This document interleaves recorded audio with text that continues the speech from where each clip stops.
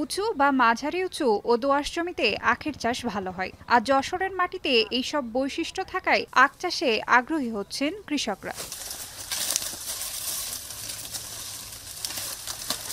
যশোরের বাঘারপাড়া উপজেলার দাঁতপুর গ্রামের কৃষক রতন দেবনাথ এবছর ১৩ শতক জমিতে আখ চাষ করেছেন তিনি, যেখানে খরচ হয়েছে ৪০ থেকে ৫০ হাজার টাকা, আর সেই আখ বিক্রি করেছেন ২ লাখ টাকায়। শুধু রতন নয়, আখ চাষে লাভবান হচ্ছেন জেলার অন্যান্য কৃষকরাও। টোটালি ওই সাথী ফসলে আমাদের মনে করেন যে এই আখের যে খরচের টাকাটা এটা উঠে যায়। এই বাইলে দোআঁশ মাটির জন্য আখটা মিষ্টি হয়, এই মাখটা আখটা লাম্ব হয়, একটু লাল জুতির হয়। ১৫ কাঠা চাষ করেছি, আমার খরচ ওই ৪০-৩৫ এইভাবে। আখের চাষটা হচ্ছে লাভজনক চাষ, মূলা কপি করা যায় আখের ফিলি পরে।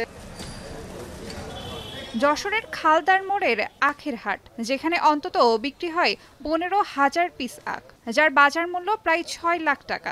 বর্তমানে এ হাটে ১০০ আখ বিক্রি হচ্ছে ২,০০০ থেকে ৬,০০০ টাকা পর্যন্ত। স্থানীয় চাহিদা মিটিয়ে যা সরবরাহ হচ্ছে আশেপাশের জেলায়। ৪৮ টাকা, ৫০ টাকা, ৫৪ টাকা, ৫২ টাকা, ৫৬ টাকা পিস পড়ে। মাঠে সেরকম আমদানি হয়নি, যার জন্য বাজার এবার একটু বেশি। আখের খুব দাম পাচ্ছে এবছরে। এবছর যাচ্ছে কি সর্বনিম্ন ২০ টাকা, আর ক্ষেতের থেকে বেচতে পারতেছি ৩৫ টাকা করে পিস। কৃষি বিভাগ বলছে, আখ চাষকে আরো লাভজনক করে তুলতে কৃষকদের সাথী ফসল চাষ সহ সব ধরনের সহযোগিতা ও প্রশিক্ষণ দেওয়া হচ্ছে।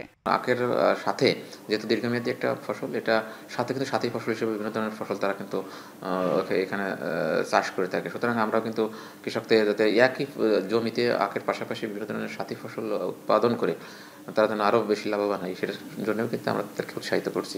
যশোরে এবছর প্রায় ২২০ হেক্টর জমিতে আখের চাষ হয়েছে, যেখানে উৎপাদন হবে প্রায় ২২,০০০ টন আখ, যার বাজার মূল্য অন্তত ২২ কোটি টাকা। এখন যশোর।